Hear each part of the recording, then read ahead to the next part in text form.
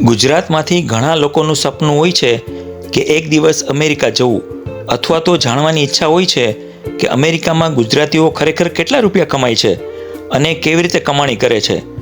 તો મિત્રો, આજના આ વિડીયોમાં હું તમને આ બધી હકીકત કહેવાનો છું. નોકરીથી લઈને બિઝનેસ સુધી હું તમને બતાવીશ કે અલગ અલગ ફિલ્ડમાં ગુજરાતીઓ કેટલી આવક મેળવે છે. So let's start the video. સૌથી પહેલાં વાત કરીએ એક સામાન્ય ગુજરાતી પરિવારની વાર્ષિક આવકની.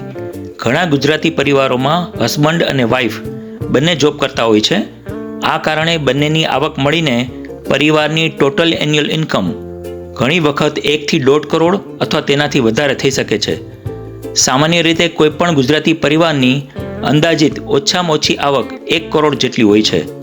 કેટલાક હાઈ ઇન્કમ પરિવારોમાં આ આવક 4 કરોડથી લઈને 8 થી 10 કરોડ અથવા તેનાથી પણ વધુ હોઈ શકે છે. આ તો વાત થઈ સરેરાશ આવકની, પણ આ આવક થાય છે કઈ રીતે તે સમજવા માટે આપણે જોવું પડશે કે આ ઇન્કમ પ્રોફેશનલ જોબમાંથી કેટલી થાય છે અને બિઝનેસમાંથી કેટલી થાય છે. તો ચાલો પહેલાં વાત કરીએ પ્રોફેશનલ જોબ્સની. અમેરિકામાં ગુજરાતીઓમાં સૌથી પોપ્યુલર પ્રોફેશનલ જોબમાંથી એક છે આઈટી, એટલે કે ઇન્ફોર્મેશન ટેકનોલોજી. ઘણા બધા ગુજરાતી યુવાનો કમ્પ્યુટર સાયન્સ કે આઈટી જેવા વિષયોમાંથી અભ્યાસ પૂર્ણ કરીને સોફ્ટવેર પ્રોફેશનલ તરીકે કાર્યરત છે, અને ખાસ કરીને કેલિફોર્નિયા, ટેક્સાસ, ન્યૂ જર્સી અને અન્ય ટેકનોલોજી સિટીઝમાં ઘણા ગુજરાતી યુવાનો આઈટી ફિલ્ડમાં કામ કરતા જોવા મળે છે. સ્ટાર્ટિંગમાં એક નવા સોફ્ટવેર એન્જિનિયરની વાર્ષિક આવક 60 લાખથી 80 લાખ સુધી હોઈ શકે છે. જેમ જેમ એક્સપિરિયન્સ વધે તેમ તેમ મોટી કંપનીઓમાં હાયર પોઝિશન મળે અને ઇન્કમ ઝડપથી વધતી હોય છે. મોટી ટેક કંપનીઝ જેમ કે ગૂગલ, માઇક્રોસોફ્ટ, એપલમાં 5 થી 10 વર્ષના અનુભવ પછી 1 કરોડથી 1.5 કરોડ અથવા તેનાથી પણ વધારે ઇન્કમ થતી હોય છે. અને સિનિયર સોફ્ટવેર એન્જિનિયર્સ અને મેનેજર્સની આવક 2 કરોડથી પણ ઉપર જઈ શકે છે. અમેરિકામાં ગુજરાતી સમાજમાં સૌથી વધુ રિસ્પેક્ટ અને સારી અર્નિંગ ધરાવતા ક્ષેત્રોમાં મેડિકલ ફિલ્ડ ખૂબ આગળ છે. ઘણા ગુજરાતી પરિવારો પોતાના બાળકોને ડૉક્ટર, ફાર્માસિસ્ટ અને નર્સિંગ જેવા ક્ષેત્રોમાં જવા માટે પ્રોત્સાહન આપે છે, કારણ કે આ ફિલ્ડમાં સૌથી વધુ ઇન્કમ અને સારી એવી જોબ સ્ટેબિલિટી પણ હોય છે. સૌથી પહેલાં વાત કરીએ ડૉક્ટર્સની. એક એક્સપિરિયન્સ ગુજરાતી ડૉક્ટર સામાન્ય રીતે 4 થી 5 કરોડ અથવા તેનાથી વધારે કમાય છે. જો ડૉક્ટર સ્પેશિયાલિસ્ટ હોય, જેમ કે સર્જન, કાર્ડિયોલોજિસ્ટ અથવા અન્ય મેડિકલ સ્પેશિયાલિસ્ટ, તો આ ઇન્કમ ઘણી વખત 7 થી 10 કરોડ અથવા તેનાથી પણ વધુ હોઈ શકે છે. ડૉક્ટર પછી ઘણા ગુજરાતીઓ માટે એક લોકપ્રિય હેલ્થ પ્રોફેશન છે, તે છે ફાર્માસિસ્ટ. ઘણા ગુજરાતી પરિવારો ફાર્મસી ક્ષેત્રમાં ખૂબ આગળ વધ્યા છે, કારણ કે આ પ્રોફેશનમાં સારી સેલેરી, જોબ સિક્યુરિટી અને ગ્રોથ ઓપોર્ચ્યુનિટીઝ મળે છે. એક રજિસ્ટર્ડ ફાર્માસિસ્ટની ઇન્કમ સામાન્ય રીતે 90 લાખથી લઈને 1.5 કરોડ સુધી પ્રતિ વર્ષ હોઈ શકે છે. અમેરિકન હેલ્થકેર ફિલ્ડમાં એક ખૂબ જ મહત્વપૂર્ણ પ્રોફેશન છે રજિસ્ટર્ડ નર્સ. ઘણા ગુજરાતી લોકો નર્સિંગ ફિલ્ડમાં પણ સફળ કરિયર બનાવી રહ્યા છે. એક રજિસ્ટર્ડ નર્સની વાર્ષિક આવક સામાન્ય રીતે 70 લાખથી લઈને 1 કરોડ 20 લાખ પ્રતિ વર્ષ હોઈ શકે છે. આઈટી અને મેડિકલ સિવાયના ફિલ્ડમાં પણ ઘણા ગુજરાતીઓ અન્ય પ્રોફેશન કરિયરમાં પણ આગળ વધ્યા છે. યુએસએમાં engineering, data science, finance, accounting અને મેનેજમેન્ટ ક્ષેત્રે પણ સારી એવી અર્નિંગ ઓપોર્ચ્યુનિટીઝ હોતી હોય છે. એક એન્જિનિયરની આવક લગભગ 75 લાખથી 1 કરોડ 20 લાખ જેટલી હોઈ શકે છે. ડેટા સાયન્સ, એઆઈ અને મેનેજમેન્ટ જેવા સ્કિલ્ડ પ્રોફેશનમાં આવક 1 કરોડથી લઈને 1 કરોડ 80 લાખ જેટલી અથવા તેનાથી પણ વધારે હોતી હોય છે. હવે વાત કરીએ ગુજરાતીઓની સૌથી ખાસ ઓળખ વિશે, એટલે કે બિઝનેસ. ગુજરાતીઓની કમાણીની વાત કરીએ ત્યારે બિઝનેસને કેમ ભૂલાય? અમેરિકામાં ઘણા ગુજરાતીઓએ નોકરી ઉપરાંત બિઝનેસ દ્વારા મોટી સફળતા મેળવી છે.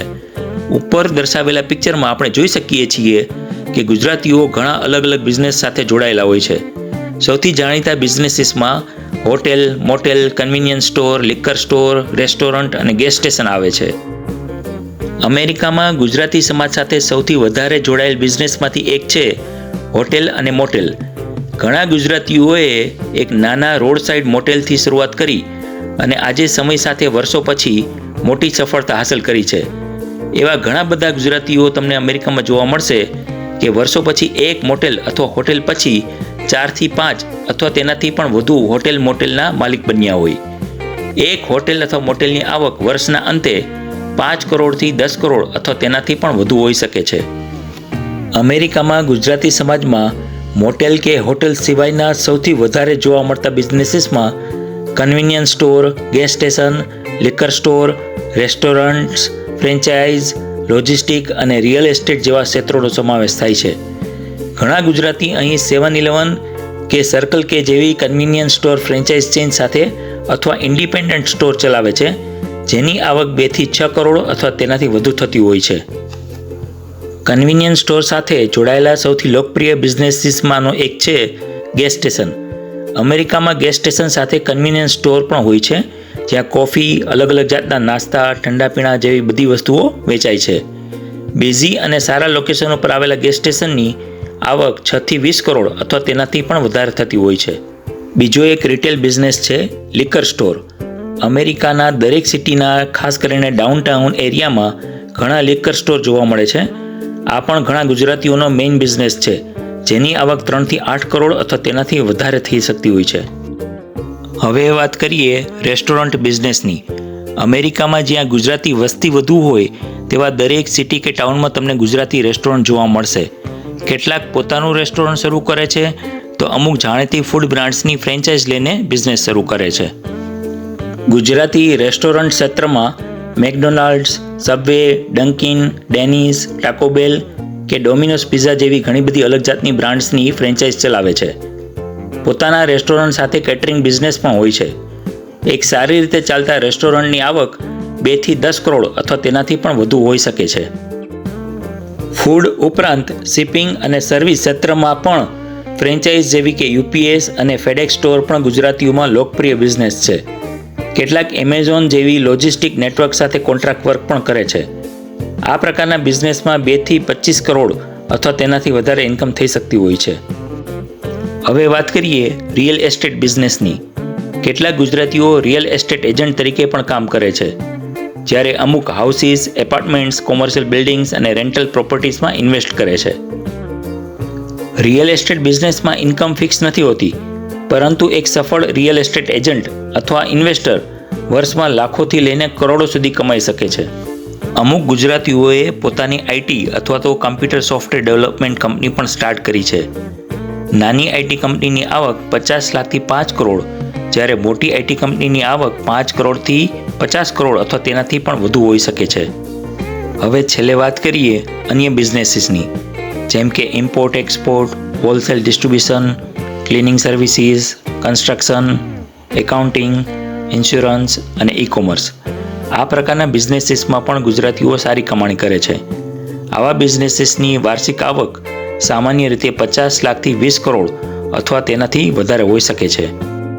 તો મિત્રો, આપણે આ વિડીયોમાં જોયું કે અમેરિકામાં ગુજરાતીઓ જનરલી કેટલું કમાય છે અને કેવી રીતે કમાણી કરે છે.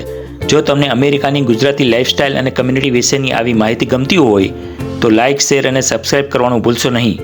ફરી મળીશું એક નવા ધમાકેદાર વિડીયો સાથે થોડા જ દિવસોમાં. તો ત્યાં સુધી આવજો.